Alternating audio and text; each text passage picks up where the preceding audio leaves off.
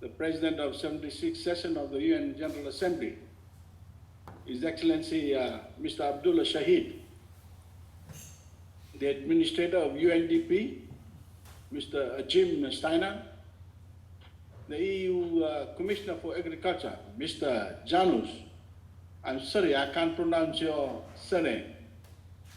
Chair of AOSIS, His Excellency Ambassador of Antigua and Barbuda, Dr. Walton Webson, the Secretary General of ITU, Mr.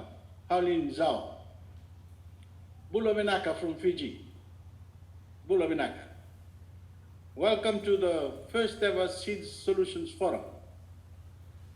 I wish we could offer each of you the full measure of Fijian hospitality, including a welcome bowl of kava.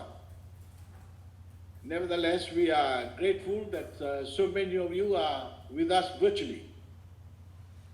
Thank you very much to our co-host, the Food and Agriculture Organization, for helping convene our leadership around the subject of sustainable agri-food systems in support of the SDGs. I want to begin by expressing my deepest sympathies to our sisters and brothers in Haiti who have suffered the devastation of Tropical Storm Grace on the heels of a deadly earthquake. We wish you the speediest possible recovery and urge solidarity from the international community in aiding the Haitian people. Whenever I meet a fellow citizen, no matter where in the world they reside, we speak a common language of shared experience. Our stories are different chapters from the same book. We hail from different cultures, but we face many of the same challenges. But when it comes to the causes that matter most to our people, my fellow SIDS leaders are Fiji's staunchest allies. Advances in digital innovation have seen the vast oceans that separate us give way to vast possibilities. Alone, we are small islands. Together, we are one connected continent bound by a spirit of innovative resilience. Our 39 states, from the South Pacific to the Caribbean to the Indian Ocean, are home to incredible minds, cutting-edge innovation, and deep traditional knowledge. And it is past time we channel all of our knowledge, ingenuity, and passion behind solutions that can be scaled up for the benefit of our nearly 65 million citizens.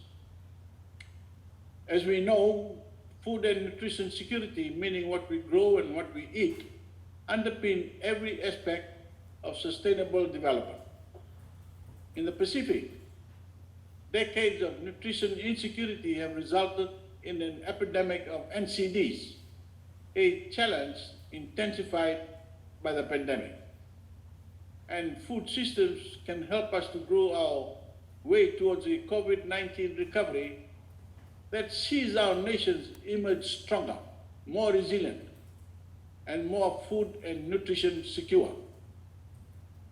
As small countries, ebbs in the global economy can strike us like tsunami-sized waves, and COVID-19 has been a perfect storm. Tourism, a major economic drive for many of us, is at a standstill.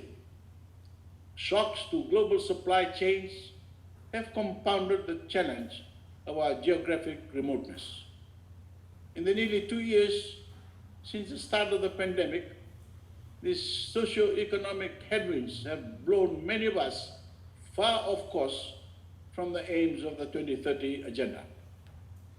But these winds, fierce as they may be, are a whisper next to the intensifying crisis brought by our changing climate.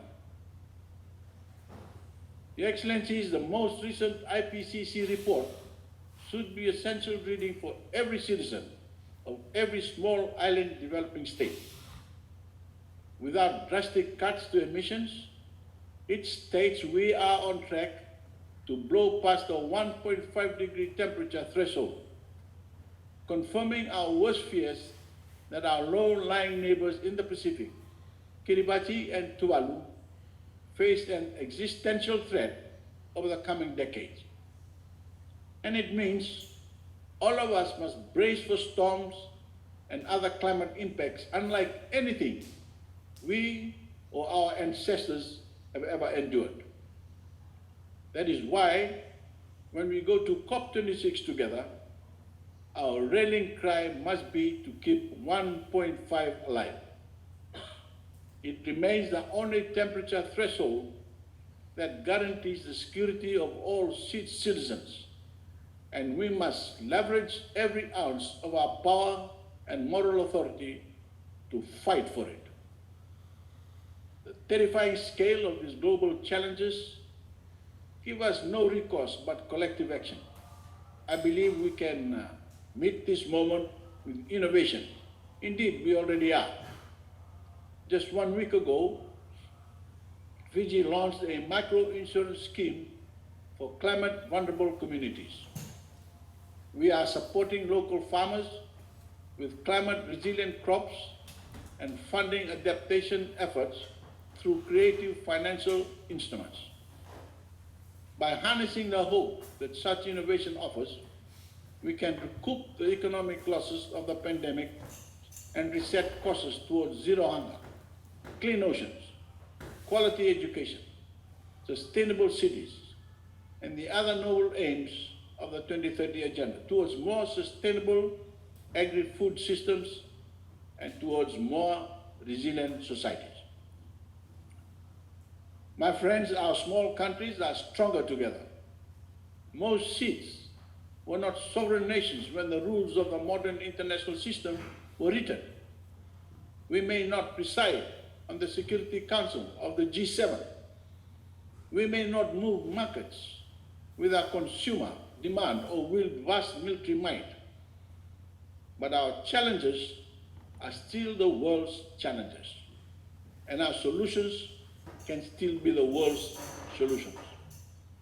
We are meeting not just as islanders, but as innovators. Through this forum, the voice of all people, women, youth, and those most vulnerable will speak to what they have done and what dream of doing together. No contribution is too small to make a difference.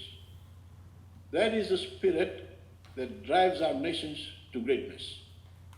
Let it be the spirit that inspires your discussions at this forum. I wish you well, and I look forward to hearing your many big ideas. Thank you, and God bless you.